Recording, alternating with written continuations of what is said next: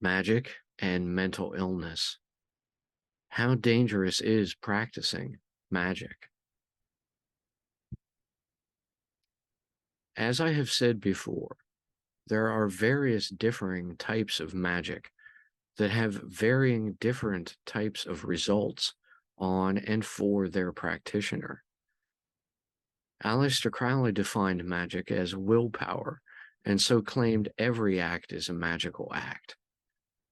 This is similar to the old Buddhist saying, before attaining nirvana, chop wood, carry water.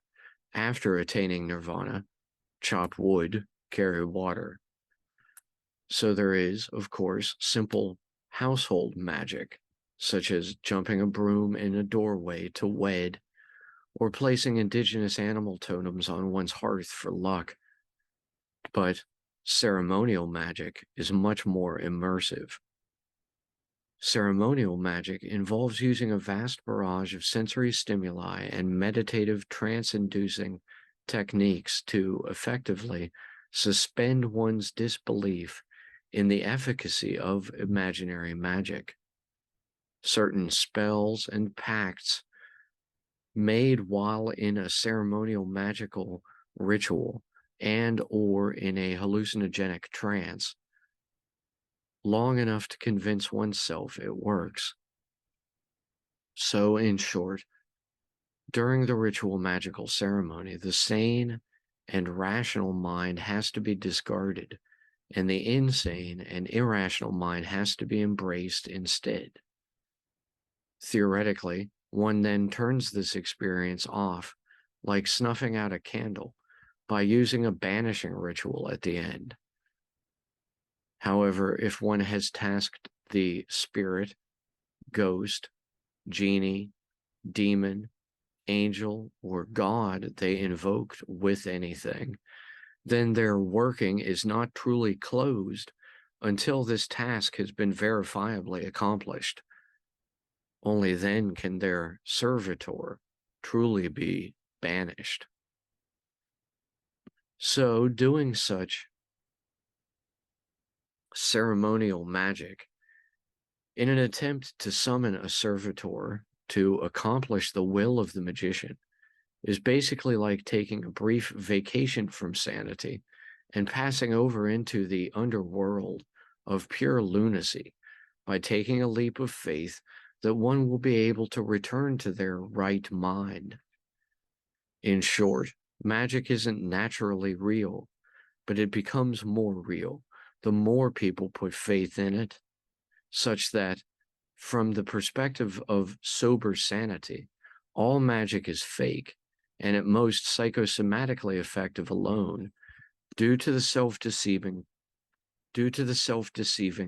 placebo effect, and anyone who has practiced it has experienced temporary insanity from doing so.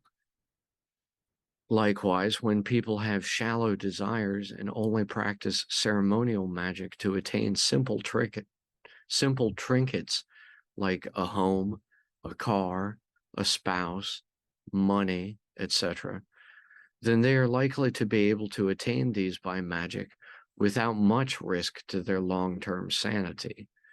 However, if one trifles with magical art and ceremonial craft, and does so for any deeper understanding, or prays for greater personal wisdom using ceremony to summon some knowledge bringer to intercede on their behalf and reveal to them facts it would have otherwise been impossible for them to know, especially should these facts prove true, tests the sanity of the aspirant practitioner much more.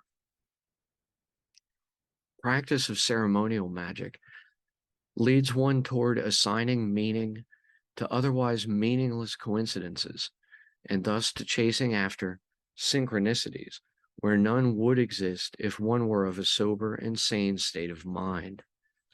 Thus, the entire suspension of disbelief required for the placebo effect of magic to psychosomatically take effect can be considered a form of, at least temporary, mental illness, as it deviates from what is considered social functionality by quite a vast amount. Anyone who would think they could practice ceremonial magic in public at random will likely eventually end up hauled off to a mental asylum at least.